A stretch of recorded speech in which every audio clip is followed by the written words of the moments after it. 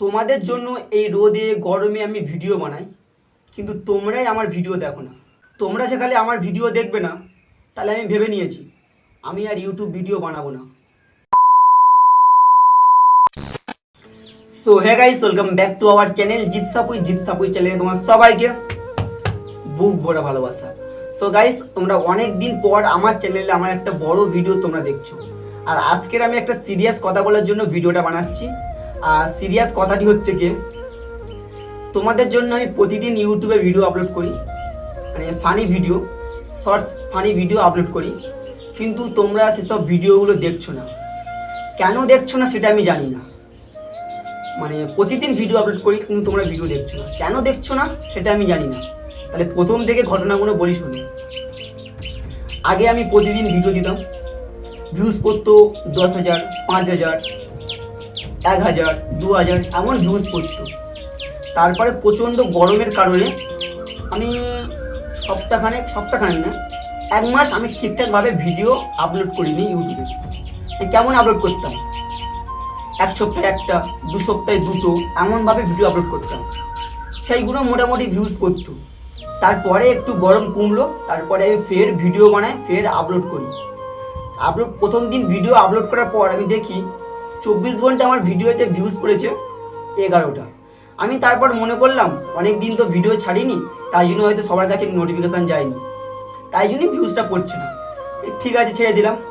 তারপরের দিন ফের ভিডিও ছাড়লাম, ভিউজ পড়লো না। 24 ঘন্টা পড়লো 10টা, মানে 2 দিনে পড়লো 15টা, এমন করে ভিউজ পড়ছে, ছেড়ে দিলাম। ফের তৃতীয় দিন যখন ভিডিও ছাড়লাম, সেই একই ভিউজ 10টা, 24 ঘন্টায় 10টা, 2 দিনে 15টা, এমন ভিউজ পড়ছে।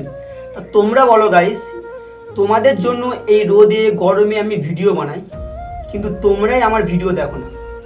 জাস্ট তোমাদের একটু হাসানোর জন্য আমি এই গরমে রোদে ভিডিও বানাই, কিন্তু তোমরাই তো আমার ভিডিও দেখো না। তোমরা যদি আমার ভিডিও না দেখো, না সাপোর্ট করো, কি করে আমি জোরটা পাবো তোমরাই বলো। আর তোমরা বললে বিশ্বাস করবে না, এখন বাজে 3:30, দুপুর 3:30 বাজে। আমি দুপুরবেলা ছাদে এই রোদে গরমে ভিডিও বানাতে এসেছি শুধু তোমাদের জন্য। তাহলে তোমরাই বলো, তোমরা যদি আমার ভিডিও যদি না দেখো, না যদি সাবস্ক্রাইব করো, না শেয়ার করো, না লাইক করো, তাহলে আমরা কিভাবে একটু সাহস পাবো ভিডিও করার জন্য? তোমরাই বলো। দর্দ দিল কে বিনা महफिल, তা কি আর বলবো। दर्द दिल के बिना महफिल ही क्या, जो ना टूटा कभी वो दिल ही। তোমরা যদি আমার ভিডিও দেখতে, লাইক করতে, সাবস্ক্রাইব করতে, শেয়ার করতে, তাহলে একটু জোর পেতাম আমি ভিডিও করার জন্য। কিন্তু তোমরা তো আমার ভিডিও দেখছো না, আর আমি ভিডিও করার জোরটাও পাচ্ছি না। তাই সব বাদ দাও। তোমরা যেখানে আমার ভিডিও দেখবে না, তাহলে বাদ দাও। है मेरा हाल बुरा और बुरा कर दे। তোমরা যেখানে আমার ভিডিও দেখবে না, তাহলে আমি ভেবে নিয়েছি আমি আর ইউটিউব ভিডিও বানাবো না।